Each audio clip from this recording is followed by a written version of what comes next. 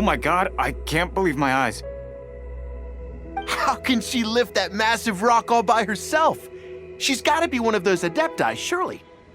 Oh, mighty Adeptus, please give me your blessing so that in the coming year I may reap a more bountiful salary. This is top tier in size and quality, and the condition it's in is quite simply immaculate. Congratulations, this item is approved for submission. I'm going to award you full marks for the Sunset Vermilionite item. May I take your name? My name isn't important. I'm not even here to compete. I was just delivering this for some other people. They should be here any minute now. Shenhua, and Ningguang's little helper. Ah, so you're the ones behind this. No wonder. The rarest talent turns in the rarest plastrite specimen. But I have to correct you on one point. It's not helper, it's secretary. Okay then, Miss Secretary, what do you think of the rock we found? Pretty amazing, right? In truth, it is the finest piece of plastrite we have received so far. If everything goes according to plan, we will use this piece in the foundation of the Jade Chamber, which will enable us to proceed to the next stage of construction. As a side note, Lady Ningguang has rented some dwellings in the nearby area to serve as accommodations for the contestants. If you need a place to rest, you are welcome to stay there. Now, please excuse me. As you can see, there is still a lot of work to do on the building site. Shenhua, just now on the way over, pretty much everyone was singing your praises. Oh, really? What kind of reaction is that? So strange. Aren't you happy about it? Whenever Paimon gets praised, Paimon can't help but hold her head up high and break into a big, smug smile. I've had similar compliments before. They call me an Adeptus, treat me with great deference and respect, as if I'm set apart from the common folk. Yeah, 'cause that's how Adepti are. At least the ones we've met are pretty unique and reclusive, too. Way different than normal people. But I am not... Shenhua? I'm fine. I've been exerting myself quite a lot ever since we set foot in that abode. I'm just a little fatigued. Well, Byron said that there are some makeshift hotels we can use, right? Let's go check in and take a rest. No need. I simply need to find myself a secluded place in the wilderness to sit and meditate in silence. You can't do that. It's dangerous out in the wild on your own. When you're hungry, you go eat something tasty. And when you're tired, you go lie down in a nice, comfy bed. All right? Seriously, don't punish yourself like this. Okay. If you insist. Great! Now we're talking. Let's head to our hotel.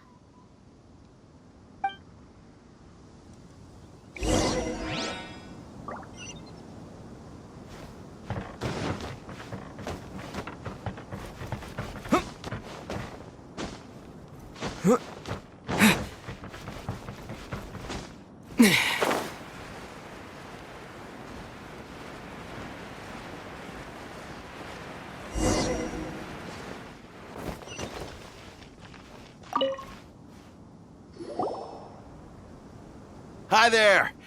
Checking in, are we? You're just in time. We only have 2 rooms left.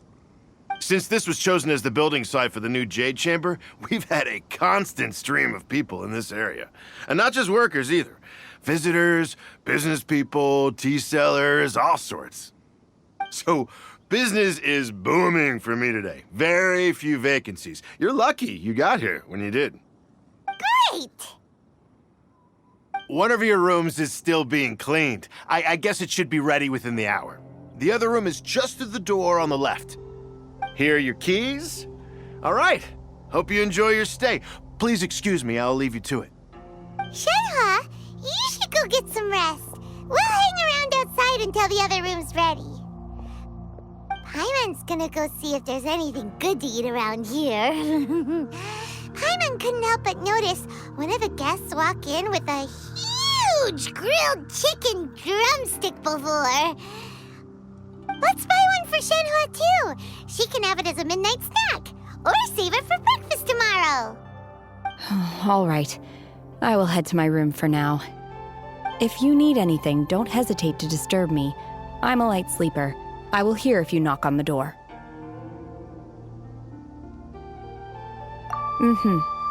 See you tomorrow.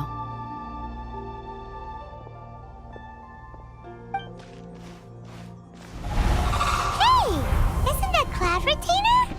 What's she doing here? Let's go and say hi.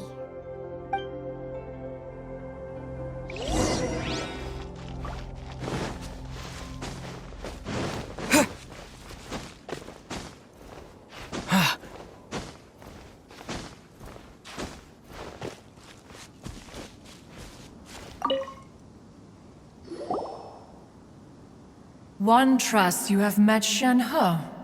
So, are you getting along quite well? So far, so good. Yeah. So, you know Shenhua too, Cloud Retainer? Naturally. Save for Ganyu, who spends the majority of her time in Liyue Harbor. All the Adepti living today are acquainted with Shenhe to some degree. Cool. So, what's her Adeptus name anyway? Calling her Shenhua feels kind of friendly, but also kind of disrespectful. So Paimon's thinking maybe it'd be better if we called her by her Adeptus name instead. Her Adeptus name? Why, pray tell, would Shenhe have an Adeptus name? Don't all Adepti have a special title they go by? On this latter point, you are correct. However, Shenhe is human. Oh, right. Wait, what? What? You knew already? So is Paimon the only one who didn't know? Do you mean to say that she presents differently from ordinary human beings? Well, to start with, her problem-solving methods are extremely direct. Ah, yes. She was like this all those years ago when one first met her. In this respect, she has not changed. One first found Shenhe by chance in a cave. One was passing by and sensed the presence of a god's remains. Being of an ever-vigilant disposition, one entered immediately to inspect the scene. Inside was Shenhe, then aged around 6 years old. In her hand, she held a dagger with which she was confronting a monster that was the god's remains incarnate. That sounds so dangerous. When one arrived, she had already been locked in confrontation with this monster for several days. Most mortal children are fragile, both physically and mentally, and are highly reliant on their parents for survival, but not so her. That she was able to endure such terrible danger was due not only to her strong willpower, but also to the bloodlust and homicidal instinct with which she was born. One dealt with the monster, yet she still refused to lower her guard. She even pointed her dagger in one's direction and remained ready to strike. Only after she was satisfied that one had no intention to cause her harm did she finally relent. She then passed out without uttering a single word. In other words, if you hadn't passed by that day, Shenhua might have... Not necessarily. Upon one's arrival, one could sense that the god's wrath was gradually receding. Even had the stalemate continued, one suspects that Shenhe may have still emerged the victor of the confrontation. Why was a tiny little kid battling against the wrath of a god in the first place? Alas, the mortal world is rife with suffering of every kind. And she had experienced her fair share of this, even at a tender age. Seeing that she was homeless, one decided to adopt her. Indeed, it is one to whom she refers. Shen-He has an extraordinary constitution, making her well adapted to practicing the Adepti arts. All the Adepti cherished her talents, and so we were willing to train her. However, her homicidal urges did not subside with age. Rather, they grew stronger day by day. Mooncarver once performed a divination for her. He declared that her fate is to bear the curse of calamity. Consumed by malevolent energy, she is prone to bring harm to those around her. Such is the magnitude of the danger this poses, that her soul must be bound with red ropes to keep her homicidal instinct at bay. The red ropes have indeed served to keep her calmer and more content. They also seem to have rendered her somewhat inexpressive. Perhaps the red ropes are so powerful that they have suppressed some of her other emotions as well.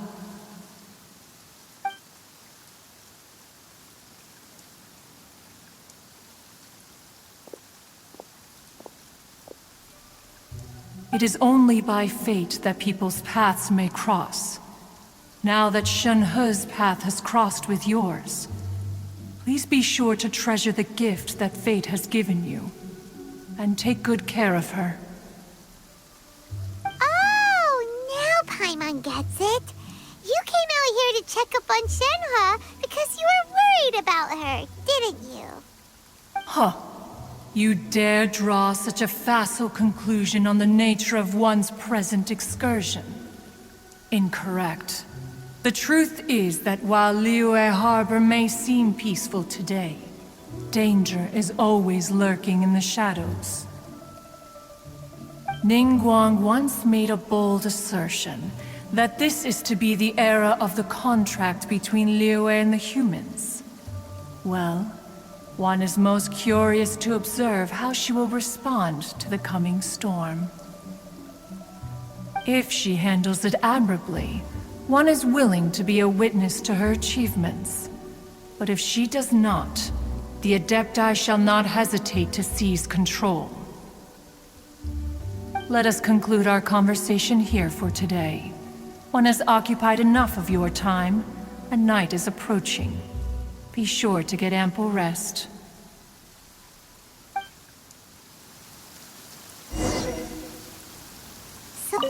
A human raised by the...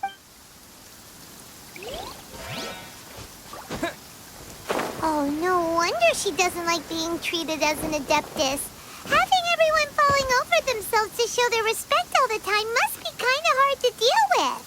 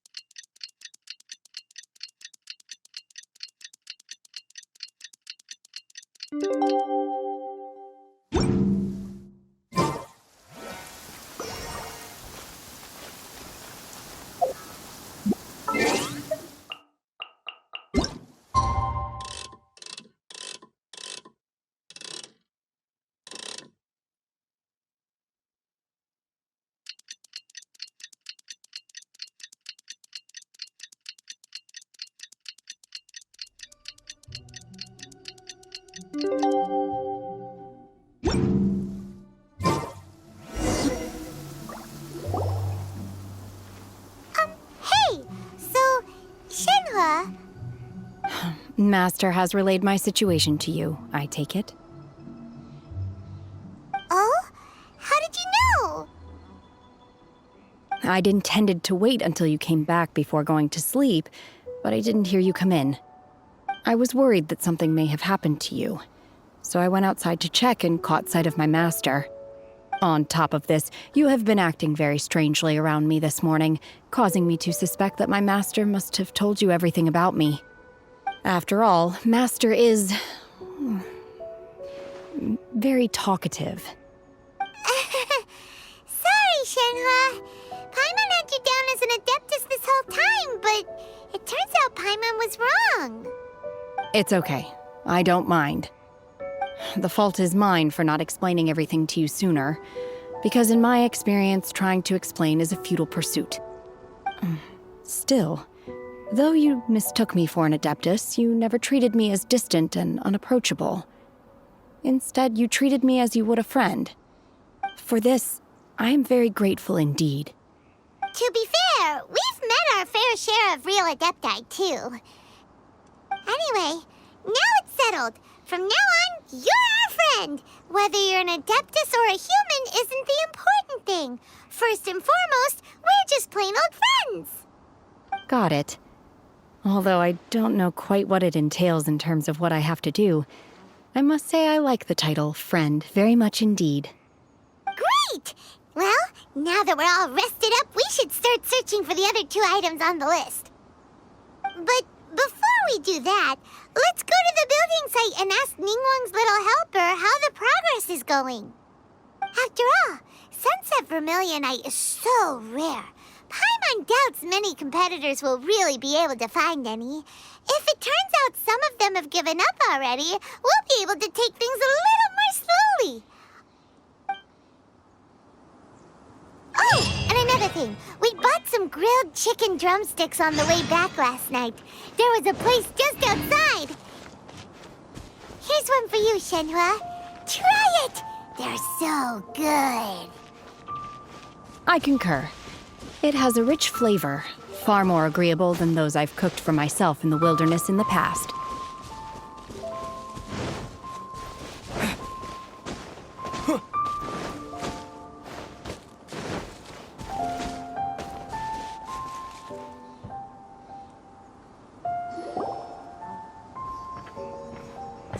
Look! The Jade Chamber is floating into the sky! But it seems to be tied down by something. That's because it's not finished. Hey, Bywin! And hey, Beto! And hey, person Paimon doesn't know? Given the enormous scale of the Jade Chamber, we split the construction work into 2 phases to make sure the structure remains balanced. Before we find some suitable plastrite, we build the Jade Chamber's keel at ground level. Once the plastrite is ready, we place it into the keel and let the partially constructed Jade Chamber rise up to the height of the surrounding mountain peaks. The remainder of the construction work is then carried out at that altitude. Once everything is ready, we release the iron tethers and allow the Jade Chamber to rise to its target altitude. Miss Bywin, we've brought some new materials to submit. One moment, I'll be right there. The construction work has only been able to progress this rapidly thanks to the plastrite provided by you. Lady Ningguang is most grateful and looks forward to seeing more of your work. Wow, can't believe you sourced the plastrite so quickly. It's the key piece of the puzzle. Looks like you beat us to the punch. Beto, you're joining the Jade Chamber contest too? Sure am. I happened to get my hands on a chunk of Sunset Vermilionite on a voyage a while back, so I figured I'd bring it over. Huh. So even though it's rare, we're not the only ones who managed to get a hold of it. Oh, I've got some introductions to do. This is the renowned Miss Yun, or Yunjin, probably the most famous figure in the Liyue opera scene. Greetings. These 2 are Paimon and the Traveler, both good buddies of mine. And this is... sorry, not sure we've met. Shenhua. I am their... friend. Good to meet you. A friend of a friend is my friend too. Or, as I like to say, a mate of a crewmate is part of the crew. Miss Yoon is also here for the contest. Turns out she needed to borrow a boat, so we came together. It's an honor to finally meet you both. I've heard much about you. Miss Shenhe, though we are only meeting for the first time, I have a feeling that we will get along very well indeed. To be honest with you all, I am in great need of this opportunity to ask Lady Ningguang a question. That's why I joined the contest. Thanks to my father's connections, I was able to acquire a specimen of the plaustrite required. Fortunately, it was approved for submission, despite being a little on the diminutive side. Wow. So it looks like the three of us are competitors now. Excuse me for prying, Miss Shenhe, but are you competing as well? No, I don't have any questions for Ningguang. I just wanted to help him win. In that case, I have a proposal to make. Lady Ningguang said that the first 3 contestants to procure all 3 materials will be awarded the chance to ask a question. Well, there are 3 teams here. We can split the prize between us. Instead of competing against each other, we could work together to secure the top 3 places between us. What do you think? Sounds great, but how does that change things exactly? I think I see where you're going with this, Miss Yoon. The plaustrite was the most difficult item to source by a long shot. Luckily, all 3 of us managed to get our hands on it. The 2 remaining items aren't quite so rare, so as long as one of us finds a way to source it, the other 2 can hop on the bandwagon. How'd I do? Is that what you had in mind? Precisely. Interesting approach. Okay then. All right, I'll go first.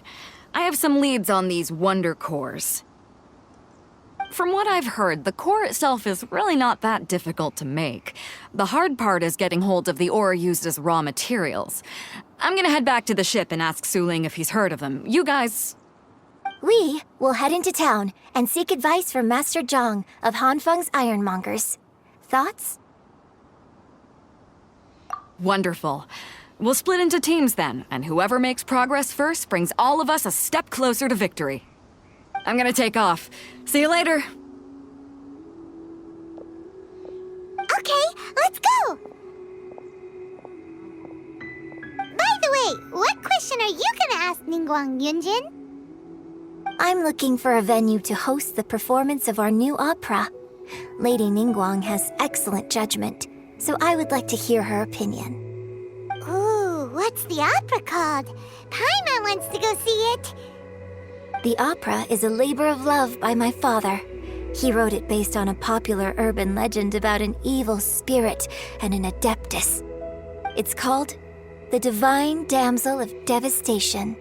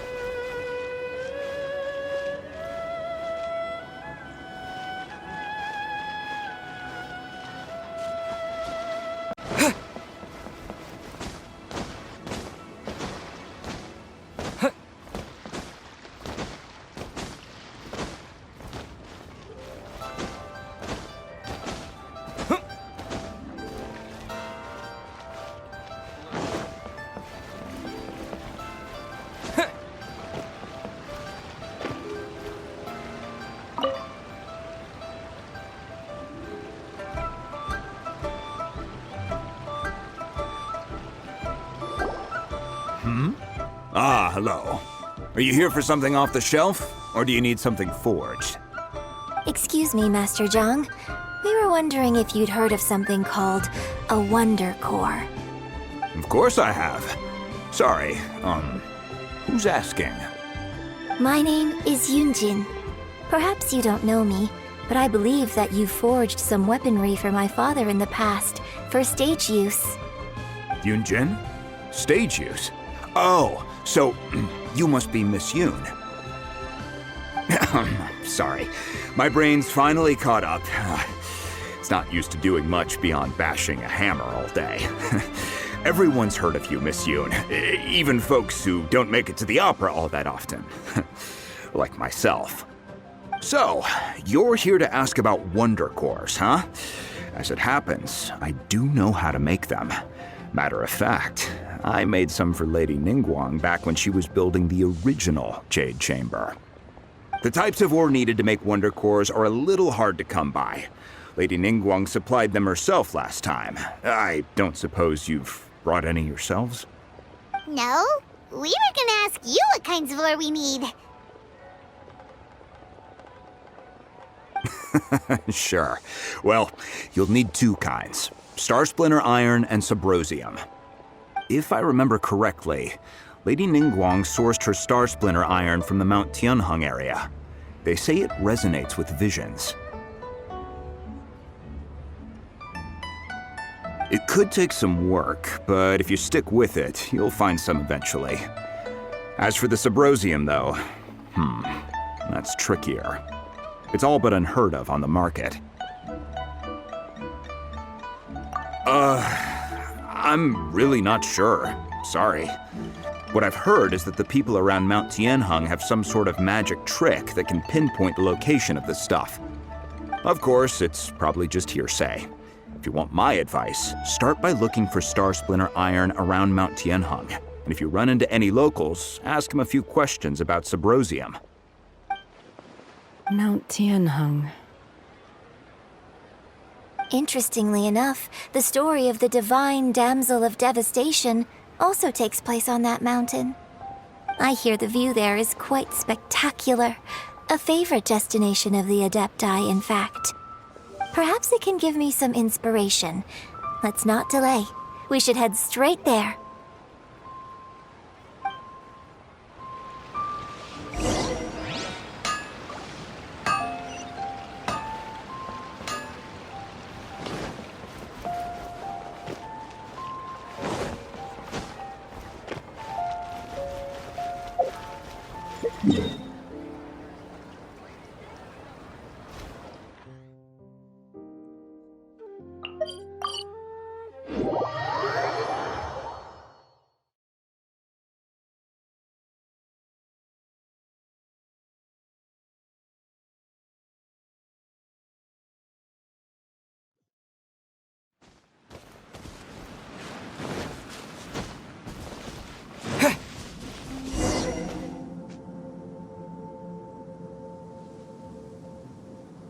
I came to Mount Tianheng once with my father as a child.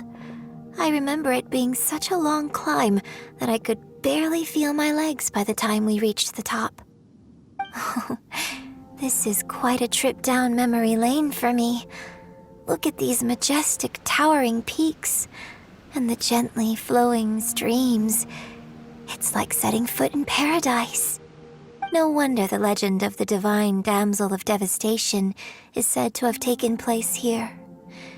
Adepti wander oft where mortals seldom stride.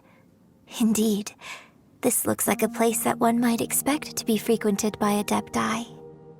The divine damsel of devastation is your upcoming opera, right? And the story takes place in Mount Tianheng. Huh. Seems like you have a real connection with this place. What's the story about, though? It's the story of a girl becoming a hero. Cool! A hero story? They're Paimon's favorite! The legend first arose in this area. It is said that there used to be a prosperous village on the mountain. In that village, there was a loving couple who were completely devoted to one another. One day, a terrifying monster appeared. The wife was out collecting herbs and was captured by the monster. Her husband was so distraught at the news that it broke his spirit and drove him to madness. The vile and vicious monster told the villagers, "If you want to live, you must sacrifice a child to me." What a nasty piece of work! Paimon sure hopes this monster gets put in its place! But the monster was so terrible and so strong that all within the village were terrified of it. They had no choice but to give in to the monster's demand. Just while they were discussing whose child would be given over to the monster, a little girl suddenly stood up and came forward. No! Don't do it, little girl! Unbeknownst to anybody else, she was concealing an exorcist's blade. She approached the monster's lair, feigning fear and trepidation. When she finally arrived, she courageously drew her sword and entered into a fierce struggle with the monster, from which she eventually emerged as the victor. Her extraordinary abilities drew the attention of the Adepti, and they took her as one of their own. Her story became the stuff of legends. But alas, the paths of mortals and Adepti seldom cross, and she would never again re-enter the mortal world. And so, destined to grace the mortal realm for but a brief moment, she vanished like a wisp of smoke into thin air. That's how the opera ends. I really like this story. But I personally think that perhaps the little girl was not as brave as the opera makes her out to be. I'm not sure she deserves all the praise she is given. I've never considered that before. Opera is always an interpretation of the events it purports to portray. A certain degree of deviation from the truth is always inevitable. When my father wrote the script for this play, I suppose his intention was to inspire his audience with the character of the divine damsel. I think it's a great story. The ideal story. Well, it sure inspired Paimon! Let's go get ourselves some Star Splinter Iron! Yeah!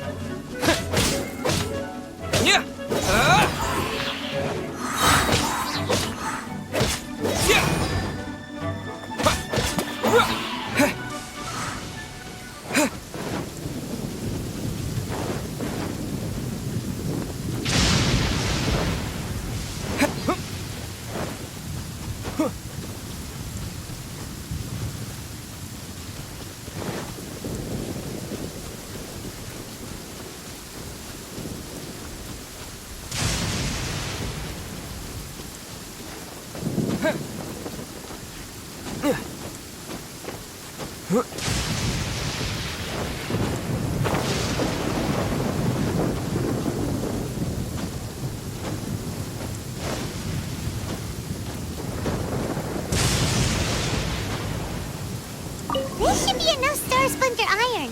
Now we just need to find that Symposium. I think I saw a village on our way here. Master Zhang said we should ask the locals for help. Why don't we try there?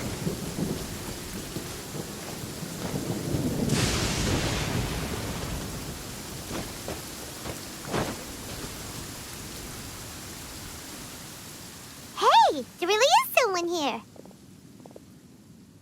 Yunjin, looks like you were right. Excuse us, sir. Can we ask you something? Huh. He didn't seem to catch that. Hello, sir. We were just passing by and wanted to ask if you happen to know anything about Subrosium.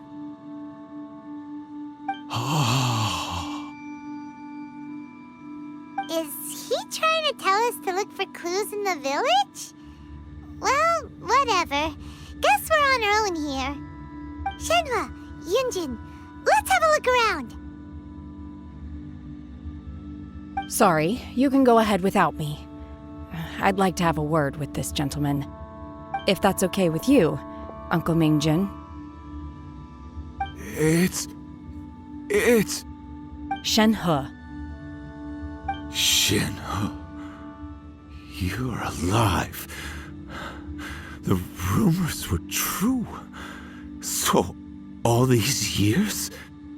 I'm sorry, I don't know how to find Subrosium, but I think you can find some information in the village. This place is deserted now. No one ever comes here. So you can rummage around all you want. Huh? You know this guy, Shenhua? Thank you, kind sir. We'll go and take a look around. Don't worry. Mingjin has no ill intention towards Miss Shenhe. She'll be quite safe. Okay, then let's see what we can find in this village.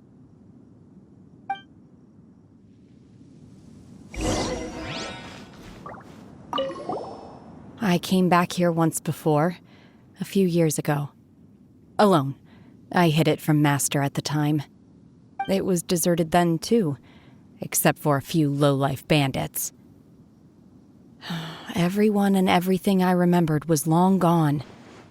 But as people were passing by, they stopped to admire me. They praised me, telling me I gave off the aura of an Adeptus. I tried explaining to them that I wasn't an Adeptus, just an ordinary person who came from this village. But no one believed me. When I saw how run down all these houses were, I felt at a loss. It was like I took a look at the world, and on the surface, it looked like a vast realm with so many places I could go. Then I looked a little closer, and there was nowhere for me to go at all. Suddenly, so much time has gone by. Everything has changed. Last time I visited, I felt so upset. But today, I don't know why, but it feels different. It is easy for your mind to run wild when you are alone. But this time, you are with your friends, aren't you? Yes, my friends.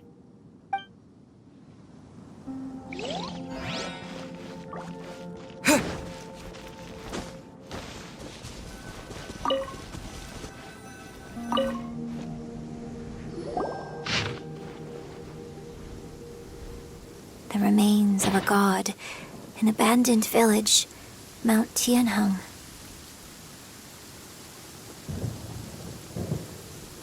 Does this mean that the true story of the divine damsel of devastation happened right here, in this village? The time frame certainly matches, so it seems we're in the right area. Let's keep looking around.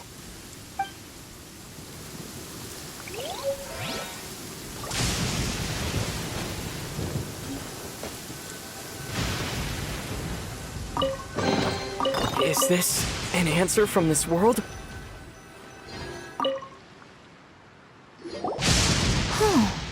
What's this? So, Shenhe is the divine damsel? Now that I think about it, she does behave rather like an Adeptus, and she is about the right age. So that's why I've been getting the strangest feeling whenever I chat with her. I should have noticed it earlier. According to this text, the divine damsel from the opera was actually the daughter of the loving couple. And she didn't volunteer. She was sacrificed to the monster by her own father. Oh, the truth is even more lamentable than the opera. Now I understand why Shenhe said the girl was not as brave as people think. It wasn't her choice to enter that ghastly situation. She was forced into it. Oh, it looks like my father may need to make a few revisions to his beloved opera. We've looked everywhere, but still no mention of Sabrosium. Let's have a look over there.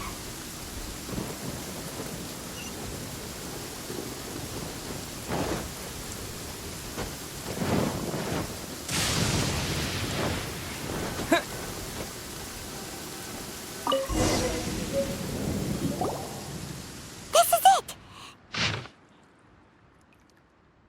So basically, we need to go to the middle of the lake south of Mount Tianheng at dusk, and we'll find us some Sabrosium! Let's go back and tell Shenhe the news!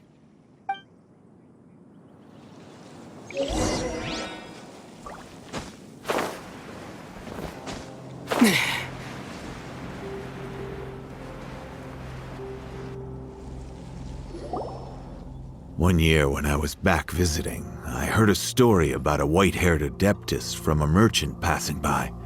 I never imagined it was you. I was a very close friend of your father's. I could have stopped him from performing the summoning ritual. I had plenty of chances, but I couldn't bring myself to stand up to him. I just let things happen, let it all escalate. And, well, we all know how that story ended. I bring flowers back here every year. And each time I wish I had a chance to apologize to you.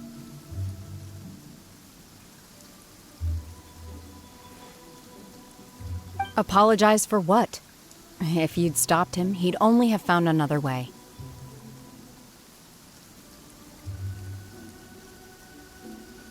There is nothing he wouldn't have done for his true love. Nothing. Do you still hate him? I don't know what I feel. I'm told my fate is to bear the curse of calamity, so my master bound my soul with red ropes to curb my aggression. But it also dampened my emotions, making me dispassionate, like the Adepti. So if you ask me how I feel about the past, if I hate my father or not, the truth is, I feel nothing at all. It must have been so tough for you all these years. Shenhe, we're back! Oh, then I will leave you all in peace. Shenhe, it brings me some solace knowing that you are okay. I'll tell you more about the old times next time we meet. Thanks, mister. We found some info in the end.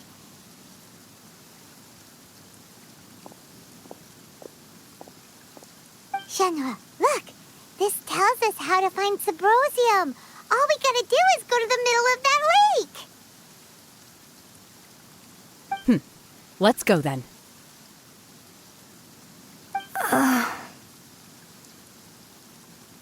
Miss Shenhe, there's something I'd like to talk to you about.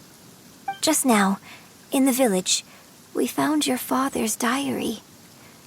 It turns out that many of the details in the Divine Damsel of Devastation are not true to the facts. So I'd like to change them. Why? I know I say that opera always deviates from the truth, but now that the main character is standing right here in front of me, I cannot simply dismiss your lived experience in favor of my father's fiction. It's okay. I like your version.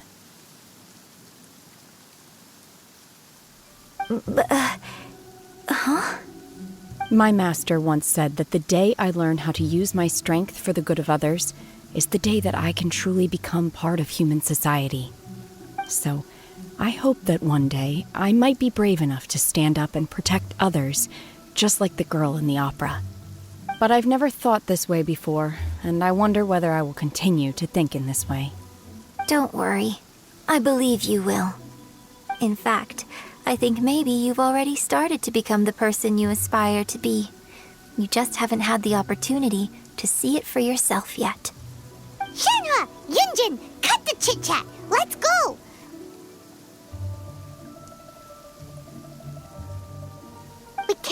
someone else beat us to it!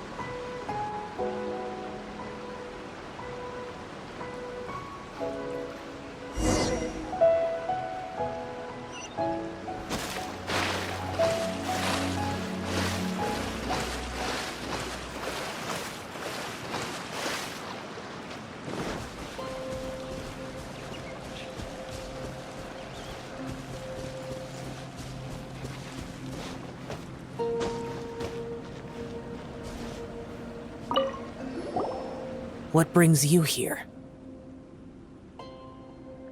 Have they found a solution to the danger in the sea?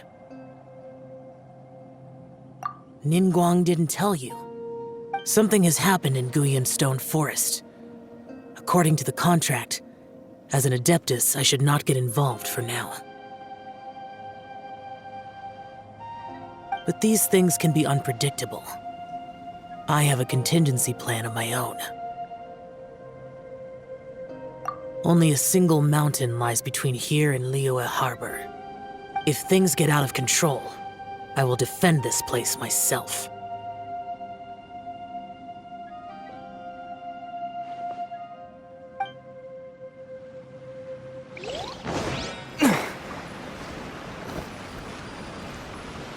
That's everything we need! Let's head back and report in!